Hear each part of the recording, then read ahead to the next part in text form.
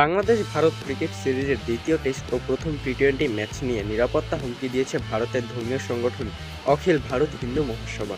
তবে বাংলাদেশ ক্রিকেট বোর্ডের সভাপতি ফারুক আহমেদ জানিয়েছেন, ভারতের ক্রিকেট বোর্ডের সেক্রেটারি জয় শাহ বাংলাদেশ দলের নিরাপত্তার ব্যাপারে আশ্বস্ত করেছেন।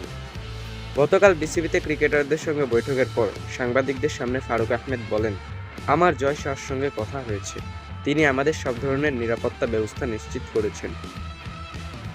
বাংলাদেশ ক্রিকেট দল আগামী 15 সেপ্টেম্বর ভারত সফরে যাবে, যেখানে তারা 2 ম্যাচের টেস্ট সিরিজ এবং 3টি টি-20 ম্যাচ খেলবে।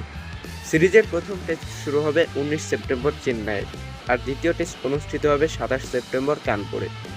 টি-20 সিরিজের প্রথম ম্যাচটি অনুষ্ঠিত হবে 6 অক্টোবর গোয়ালিয়রে এবং বাকি দুটি ম্যাচ হবে 9 ও 12 অক্টোবর দিল্লি ও হায়দ্রাবাদে।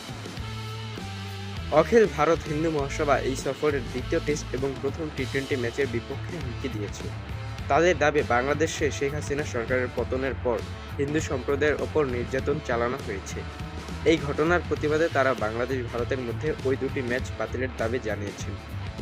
সংগঠনের সহ-সভাপতি জাভিয়ের ভরদাস হুমকি দিয়েছেন, গোয়ালিয়রের প্রথম টি-20 ম্যাচ বাতিল না হলে তারা পিচ কুপিয়ে নষ্ট করবেন।